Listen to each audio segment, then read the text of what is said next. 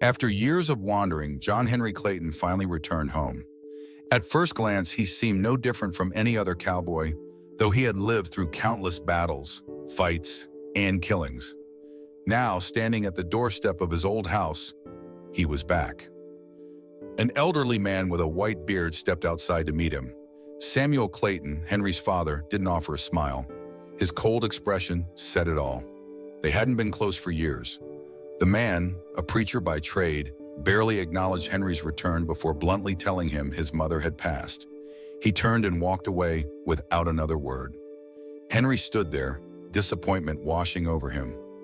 Guilt weighed heavy on his heart as he stepped inside the house. Everything felt strangely familiar, even after all these years.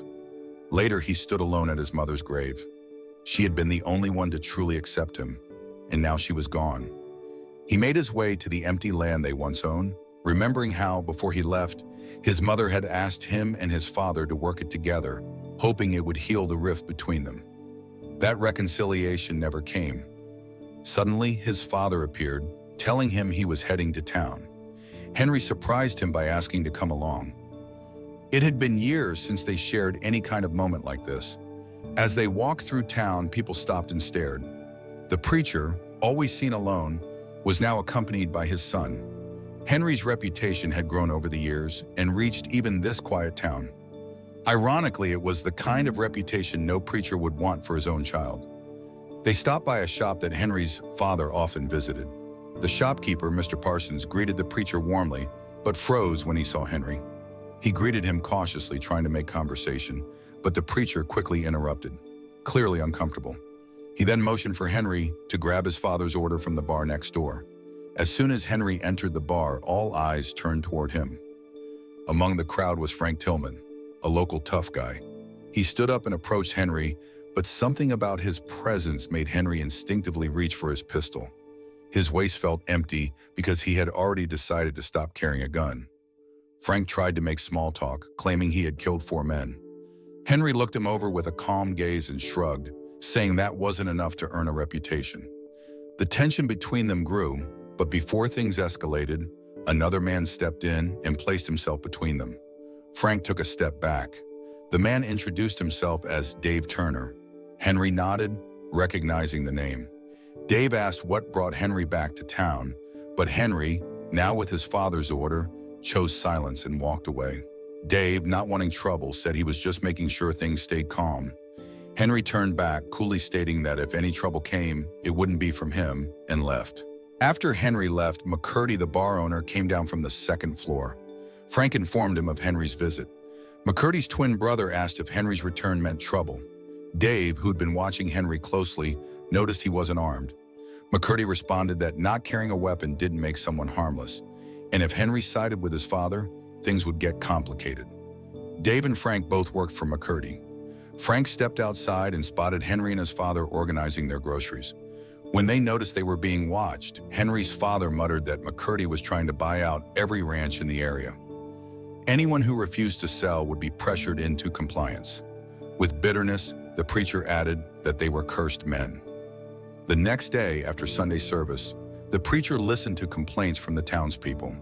McCurdy's aggressive tactics to seize their land had become unbearable. Parsons suggested hiring a gunslinger to fight back, but the preacher rejected the idea. He was determined not to respond with violence and refused to let blood be shed. Daniel Peterson, a local farmer, couldn't stay quiet. He was furious and made it clear that anyone who came onto his land would find themselves staring down the barrel of his shotgun. Preacher Samuel tried to calm him, reminding Daniel that Marshal Cleese would soon arrive and that the law would protect them. But Daniel wasn't convinced. He bitterly pointed out that the law had never worked in favor of the poor, and no one would come to their aid. With that, he walked away, frustrated. Meanwhile, John Henry was working on his farm when a familiar face showed up. It was Mary Alice Watson, the woman he had once loved and left behind. She had come to see if the rumors of his return were true, and seeing him for herself confirmed it. Henry helped her down from her horse, and after some brief conversation, Mary revealed she was married now with a son. She explained that she couldn't wait forever for someone who had disappeared without a word. Though Henry still loved her, he felt a quiet disappointment. Still, he was relieved that Mary had found a good man in Tom Watson, someone he knew to be kind and decent. The following day, Frank and his men were getting their horses ready to visit Daniel, but before they could leave, Daniel appeared. Frank saw an opportunity and didn't hesitate. He punched Daniel in the face without warning, continuing to beat him mercilessly, even though Daniel didn't fight back. Henry, who had come into town to buy farming supplies, saw the attack and rushed over. He stepped in to stop Frank, but Frank provoked him, asking what Henry was going to do about it. Henry stood his ground, but he didn't escalate the situation. His calm presence was enough to make Frank back down. Not wanting to cause a scene, Frank finally relented. He allowed Henry and the townspeople to carry Daniel away, and Henry helped the beaten man back home. That evening, Henry sat down to dinner with his father, but the tension was unbearable. Their relationship, always strained, was at its breaking point. As usual, they clashed, with Henry defensively fending off every criticism from his father. But tonight, something was different. This time, Henry wasn't willing to stay silent. His father, Samuel, went on with his usual religious lectures, but Henry couldn't let it go. He questioned God's silence during the wars he had fought in. Where was God when good men died and devout believers cried out for mercy in their final moments? With a quiet bitterness, Henry concluded that God didn't exist. Samuel's anger flared. As a preacher, Henry's words were a deep insult. He stood up, moving closer, hoping to reach his son's heart. But Henry wasn't backing down. He told his father that in moments of true need, when lives hung in the balance, God wasn't there. Many went to war unwillingly, but his father had chosen that path willingly. God didn't bear the weight of his father's choices. Furious, Samuel slammed his hand on the table, denying he had ever chosen to be a killer. The air was thick with emotion as Henry, overwhelmed, stormed out, leaving his father behind in stunned silence. Meanwhile, on Daniel's farm, things were escalating. Dave, still bearing the marks of the earlier fight, accompanied Frank and his men. Daniel, with a rifle aimed at them, wasn't in the mood for diplomacy, but Dave tried to reason with him, urging him to sell the land, speaking calmly and at length. Slowly, Daniel's grip on the rifle loosened, but Frank wasn't interested in patience. Growing frustrated, he motioned for one of his men to fire. Without hesitation, the man pulled the trigger, not because he had to, but because he was tired of hearing Dave talk. He mocked Dave, asking if he'd ever killed a man, or if he just bored them to death with his endless lectures. That was all Dave needed. Holding back his anger no longer, he drew his gun and shot the man in the heart. Frank could only watch in stunned silence as the man crumpled to the ground, dead from Dave's hand. After the incident, McCurdy called Dave for a confrontation. He immediately expressed his preference for Frank's brutal approach, which involved spreading fear, forcing people to sell their land and driving them out. He even suggested taking it further. Dave, however, showed no enthusiasm for the bloodshed. He regretted Daniel's death and made it clear he wanted no part in any more killings. McCurdy's frustration was obvious. He reminded Dave that his role wasn't about winning hearts. From that moment on, Frank would be in charge of all ranch-related matters. Frank, with his ruthless temperament, was better suited for the task. Dave felt a shift in the air. He questioned his place in McCurdy's plans. McCurdy didn't hesitate to say it clearly. John Henry would soon take up arms, and when that happened, it would be Tim, not Frank, who had to face him. Inside the bar, one of Frank's men blurted out that they would be heading to Chadwick's ranch the following day. The entire bar went silent, eyes locking onto the man. Frank's gang was notorious. When they showed up, it always meant trouble. Frank's temper flared. His plans, kept in the shadows, had just been exposed. But with the word already out, he and his men set off for Chadwick's ranch the next day. They didn't expect what came next. Chadwick and his friends were ready for them, guns blazing from every direction. Frank was blindsided. The ambush was quick and devastating. His men scrambled, some falling to the gunfire, one of them dying in the chaos. In a hasty retreat, Frank and his crew fled, bruised and broken. Back at the bar, Frank, wounded and seething, demanded answers. A man stepped forward and reported that Chadwick had learned about their plan the night before. He had left to gather reinforcements after being tipped off by someone close who had accidentally revealed the secret. Without a second thought, Frank pulled his gun and shot the man who had betrayed him. Henry was hard at work on the farm when Mary paid him another visit. She asked if he planned to stay, or if he'd eventually leave again, like before. Henry wasn't sure. The tension with his father seemed only to grow, and he wasn't sure where it would lead. Their conversation shifted to the past. Memories of their shared history surfaced, and both were visibly affected. They were so absorbed in their emotions that they didn't notice Tom, Mary's husband, watching from a distance. Tom had been uneasy ever since Henry's return. He could see the lingering affection between Mary and Henry, and it made him question everything. He had only married Mary because Henry had disappeared without a word, and now that he was back, Tom felt trapped. At the same time, McCurdy called Frank in to explain the mess he'd created. Frank shrugged it off, claiming everything was under control, but McCurdy didn't buy it. 2 of Frank's men were dead, 1 at his own hand, and Chadwick still refused to leave the property. McCurdy made it clear that Frank needed to be more aggressive. The situation couldn't stand. The next morning, Frank made his way to Chadwick's ranch alone. He kept his distance, watching Chadwick step outside, completely unaware of the danger. The timing was perfect. No one would expect a threat at that hour. Frank took the shot and hit Chadwick in the thigh, leaving him unable to move. Without hesitation, he fired again, this time aiming for the heart. Chadwick was dead before he hit the ground. Chadwick's widow, devastated and desperate, had no choice but to sell the land at a fraction of its value and leave the town. As she looked back one last time, her eyes filled with sorrow and rage. She swore that if the day ever came when someone stood up to McCurdy, she would come back just to spit on Frank's grave. Henry and his father were browsing through Mr. Parsons' store when the door slammed open. Frank and his gang walked in, looking for trouble. Frank, as usual, didn't care for rules. He cut the line and demanded a bottle of liquor. After taking a swig, he tossed the bottle aside, spilling the contents on the floor. He then asked for a rag, carelessly throwing it at Henry and ordering him to clean up the mess. Determined not to give in to the life he'd left behind, Henry reluctantly knelt and began wiping the floor. The crowd laughed and mocked him as he even cleaned Frank's shoes. Just when he thought the worst was over and tried to leave quietly, Frank blocked his path. Without warning, he punched Henry, sending him crashing to the ground. The gang pulled him outside and started beating him mercilessly, but Henry didn't fight back. Not in front of his father, the one person who had always seen him as weak. Henry had sworn to himself never to return to violence, not even in retaliation. His father watched in silence, unable to step in. The townspeople stood by, offering no help. Just when it seemed like all hope was lost, Mary stepped forward. Her husband tried to stop her, but she ignored him and rushed to Henry's side. Together with the preacher, they helped Henry up and took him away in a cart, his body bruised and bloodied. Tom, watching from a distance, felt a sharp pang of jealousy. Seeing Mary caring for Henry in such a way stirred something in him. Unable to shake the feeling, Tom walked to McCurdy's bar, something he had never done before. McCurdy greeted him with surprise, but a wicked grin spread across his face as he noticed the fire in Tom's eyes. He teased him about the boldness of the women in town, and seeing an opportunity, offered Tom a way out. He suggested selling his land and leaving town, far from John Henry. Without hesitation, Tom agreed.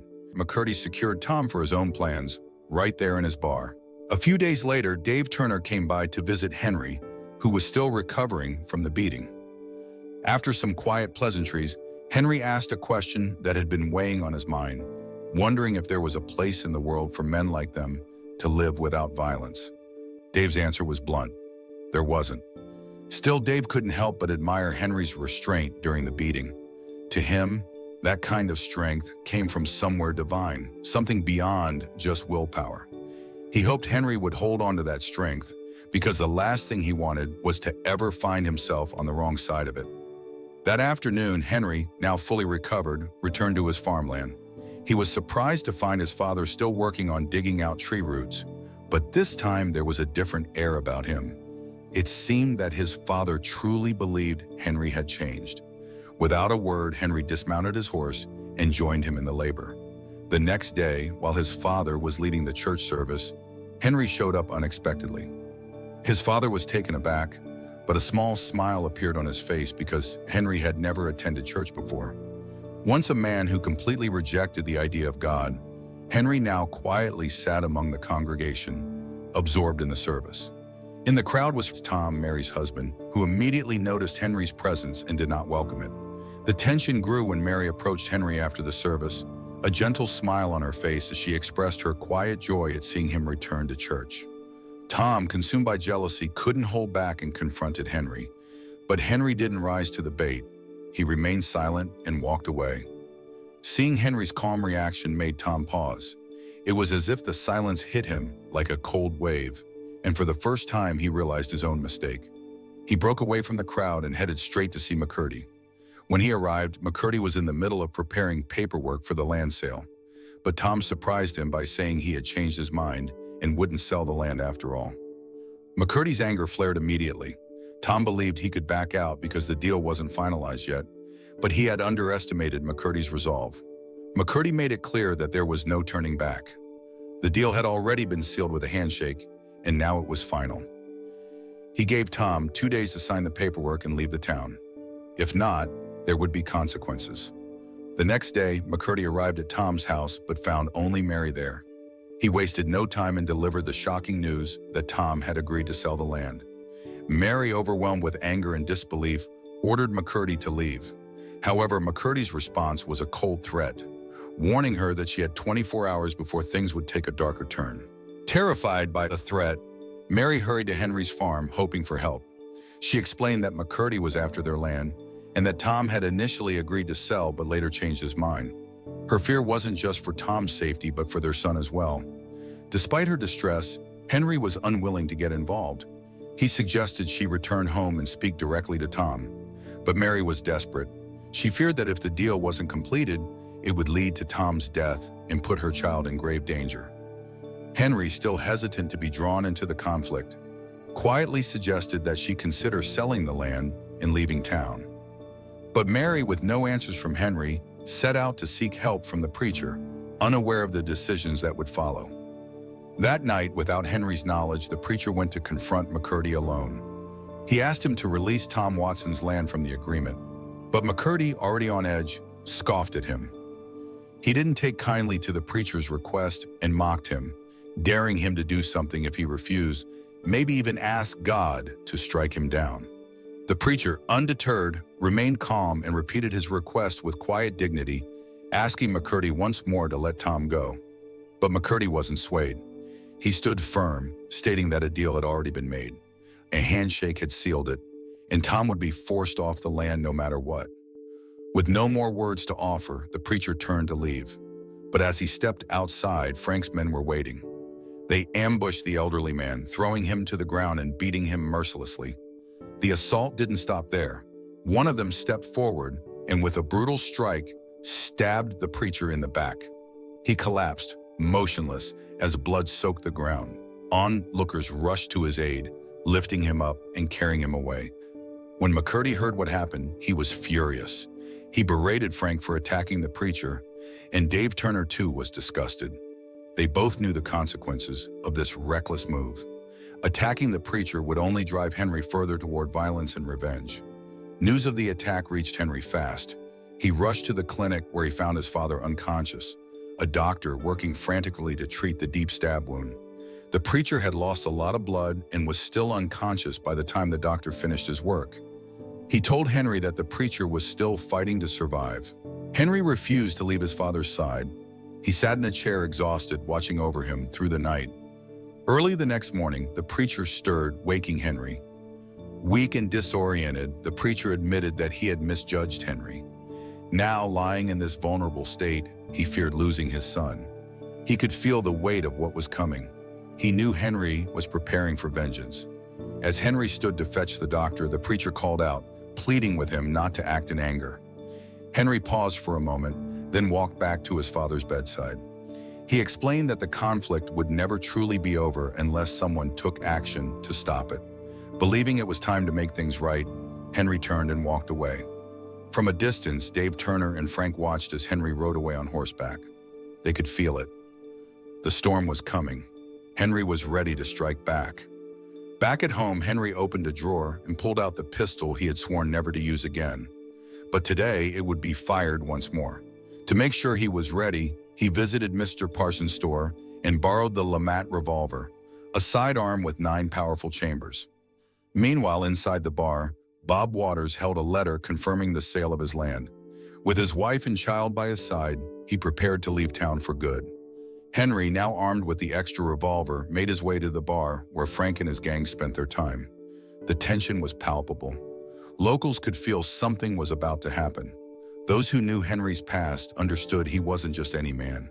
He was a seasoned cowboy, shaped by battle and bloodshed. As Henry entered the bar, his eyes locked onto little Ned, the one who had beaten and stabbed his father. Ned stood tall, defiant, but before he could react, Henry's pistol fired, and Ned collapsed with a shot to the stomach. Frank, stunned, stared in disbelief. He'd thought Henry was too afraid to return, especially after the humiliation they had put him through. But Henry wasn't backing down. With a steady hand, he raised his pistol and warned everyone in the bar, "Leave now or die." 2 men wasted no time and bolted for the door, but 6 stayed behind.